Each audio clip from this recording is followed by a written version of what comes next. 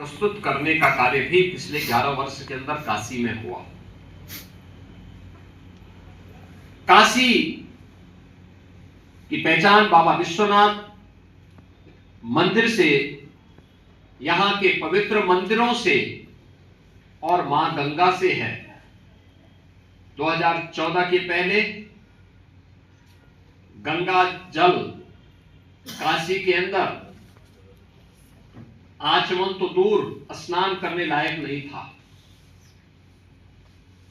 आज काशी के अंदर गंगा जल कोई भी आता अभिभूत होता है। आज आचमन भी कर सकते हैं, स्नान भी कर सकते हैं।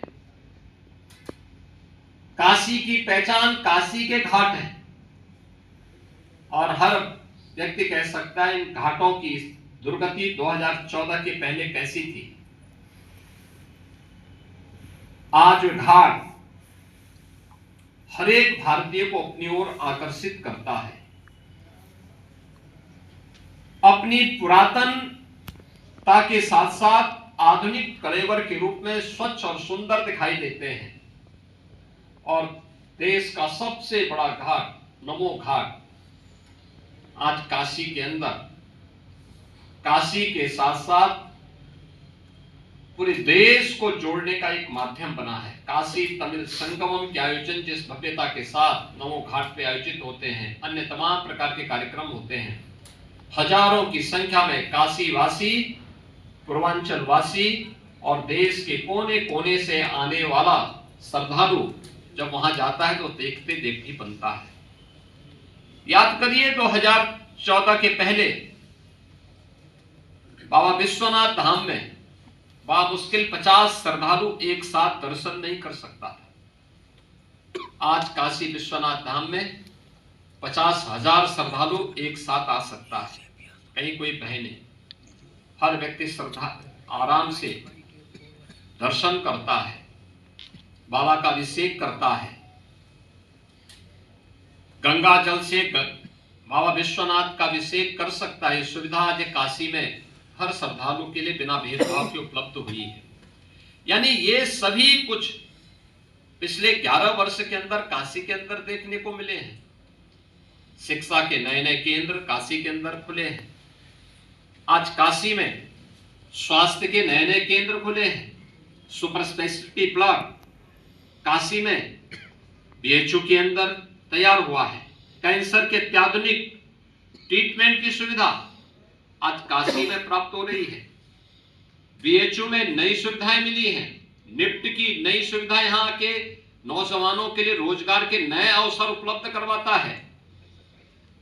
अन्य तमाम सुविधाएं स्वास्थ्य के लिए हो, शिक्षा के लिए हो, इन सभी के साथ जिस तेजी के साथ आज काशी आगे बढ़ा है, ये सचमुच वह अपनत्व जो प्रधानमंत्री जी अक्सर अपने भाषण के हिस्सा बनाते हैं कि मेरी काशी, और मेरी काशी में आज उस प्रकार की सभी सुविधाएं प्राप्त हो रही है।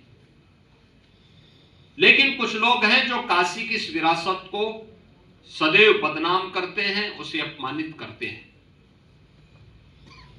मुझे याद है जब काशी विश्वनाथ धाम का निर्माण हो रहा था, तब भी कुछ लोगों ने साजिशें रची थी और लगातार वे साजिश रचते रहे।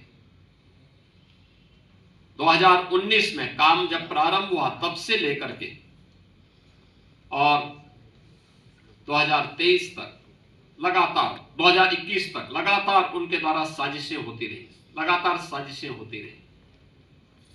यानी उन्होंने वह भी कृत्य किए थे कि किसी वर्कशॉप में जहां मूर्तियां बनती हैं वहां टूटे हुए मूर्ति के अवशेषों को ला करके एक जगह इकट्ठा करके फिर सोशल मीडिया प्लेटफॉर्म के माध्यम से इसको वायरल करके बदनाम करने का काम हुआ था। याद करिए, काशी विश्वनाथ धाम बनने के बाद यह कहना कि मंदिर तोड़े गए सरासर गलत है। इससे ज्यादा सफेद झूठ कोई नहीं हो सकता। उन मंदिरों का पुनरुद्धार हुआ है, नए सिरे से वे मंदिर वहां पर उसी रूप में खड़े हैं। हाँ, पहले जीर्ण शीर्ण हालत में थे, आज उसको उसी स्तर पर उन मंदिरों को पुनरुद्धार करने का काम किया। काशी में आप याद करिए 100 वर्ष पहले माता अन्नपूर्णा की मूर्ति यहां से चोरी करके यूरोप पहुंचा दी गई थी।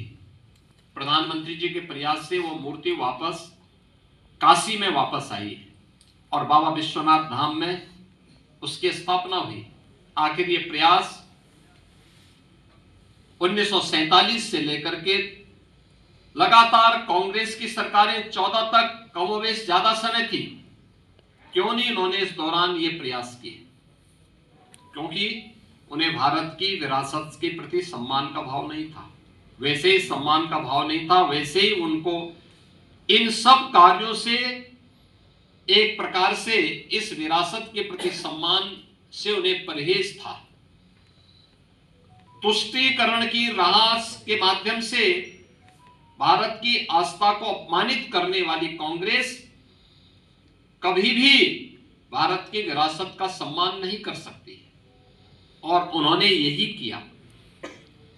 वे लगातार अपमानित करते थे। उन्होंने कोई प्रयास नहीं किया माता अन्नपूर्णा की मूर्ति को वापस लाने का, कभी नहीं प्रयास किया।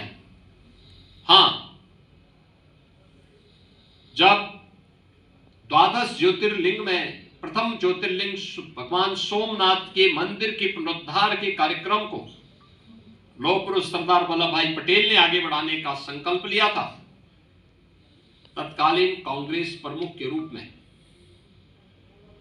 देश के प्रधानमंत्री के रूप में पंडित जवाहरलाल नेहरू ने इसका विरोध किया था। उन्होंने देश के राष्ट्रपति को भी इस समारोह में, प्राण प्रतिष्ठा समारोह में जाने से रोकने के लिए पत्र लिखा था। यानी भारत के विरासत का अपमान कांग्रेस कर रही है, यह उसका उदाहरण है। कांग्रेस ने हमेशा यह कार्य किया, क्योंकि उच्चतम न्यायालय में कांग्रेस नेतृत्व की यूपीए की गवर्नमेंट ने सुप्रीम कोर्ट में तक एफिडेविट दाखिल किया था। उन्होंने राम की विरासत के प्रति, कृष्ण की विरासत के प्रति किस प्रकार की टिप्पणी और किस प्रकार के एफिडेविट सुप्रीम कोर्ट में दाखिल किए थे, यह भी किसी से छुपा हुआ नहीं है। काशी विश्वनाथ धाम, यह काशी को एक नई वैश्विक पहचान दिलाने और इसके माध्यम से आने वाले श्रद्धालुओं को सुविधा प्राप्त हो सके, यह तो हुआ ही, लेकिन कृतज्ञता ज्ञापित करने का भी एक माध्यम बना। याद करिए, औरंगजेब के द्वारा तोड़े गए बाबा विश्वनाथ मंदिर का पुनरुद्धार करने का काम सबसे पहले यहां पर लोकमाता अहिल्याबाई होलकर ने किया था, और लोकमाता अहिल्याबाई होलकर को कांग्रेस ने कभी सम्मान नहीं दिया।